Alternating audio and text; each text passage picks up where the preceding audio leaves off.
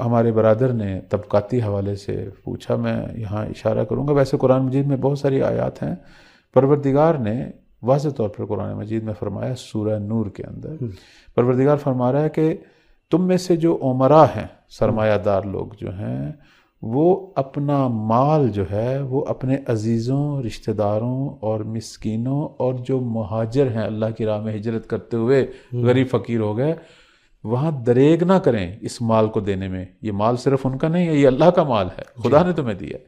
پروردگار نے واضح حکم دیا کہ سرمایہ دار لوگ، اب دیکھیں نا، اگر ہمارے ہاں عمرہ طبقہ جو ہے وہ اگر اپنے تمام حقوق پورے کرتا تو ہم طبقاتی نظام کہیں بھی نہ دیکھتے۔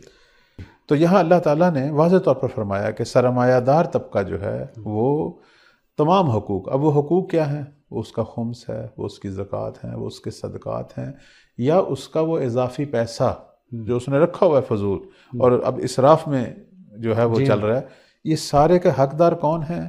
سب سے پہلے اس کے اپنے خاندان کے عزیزان۔ اگر خاندان سارا امیر ہے ماشاءاللہ تو پوری امت اسلام، انسانیت جہاں جہاں بھی دیکھے، جہاں جہاں بھی مسکین ہے اسے دے۔ اور بالخصوص اللہ جو ہے وہ فرما رہا ہے کہ جو سفر کے دوران، ہجرت کے دوران مالی مشکلات کا شکار ہو گئے ہیں، جائیں ان کا بھی ہاتھ پکڑیں۔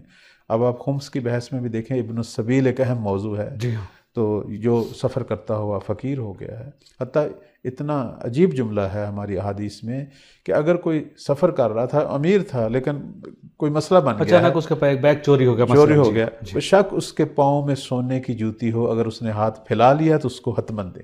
صحیح، بالکل، اور اس کی شان کے حساب سے دے، اس کے شان، اس کی جوتی کو نہ دیکھیں، اس کے پھیلے ہوئے ہاتھ کو دیکھیں۔ کیا بات ہے، کیا بات ہے۔ تو اب دیکھنا، یہ وہ چیز ہے کہ جو ہم ایک منتظر معاشرے کے اندر توقع رکھتے ہیں۔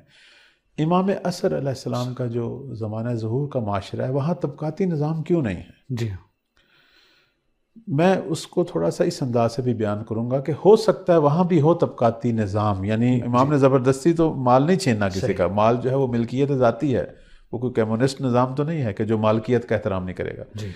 ہوگا طبقاتی نظام، لیکن طبقاتی نظام کا اظہار نہیں ہوگا۔ جی ہاں، امیر ہوگا مگر مزاج نارمل ہوگا، مزاج میں اظہار نہیں ہوگا، یعنی امیر اپنے امیر ہونے پہ غرور اور تکبر نہیں کرے گا، اس میں اتنی ہی تواضع زیادہ ہوگی، بلکہ جیسا کہ ہم پڑھتے ہیں کہ مولا امام زمان اجل اللہ فرجہ شریف کے زمانہ ظہور میں عمرہ لوگ اپنی جیبیں پیسوں سے بھر کے گلی کوچوں میں نکلا کریں گے، کسی کو ضرورت ہو تو اس کی فوری ہم مدد کریں۔ کیا بات ہے۔ بلکہ یہاں تک مسئلہ پہنچ جائے گا کہ اگر کوئی غریب مسکین کسی مومن کی جیب میں ہاتھ ڈال کر اپنی ضرورت کے مطابق پیسے خود نکال لے گا تو وہ بھی اس کو اپنے لیے ایک توفیق الہی سمجھے گا۔ بالکل، یہ سوچنے میں کتنا اچھا لگتا ہے کہ ایک ایسا دور ہوگا جہاں پر لوگ جس سے جو دل چاہے گا لے لیں گے۔ کیا یہ دور آج ہم نہیں بنا سکتے؟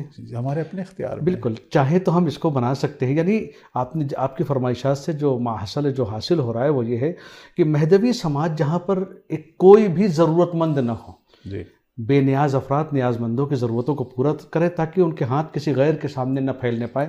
لیکن افسوس، ہمارا سماج، دعائیں ہم سب کرتے ہیں اور بہرحال دعا اللہ سے یہ بھی ہے کہ اللہ ہم سب کو عمل کی توفیق بھی دے، لیکن جب ہم پریکٹیکل آتے ہیں، سماج میں دیکھتے ہیں، معاشرے میں دیکھتے ہیں تو وہ چیزیں نظر نہیں آتی۔ جیسا کہ ہمارے بھائی نے سوال کیا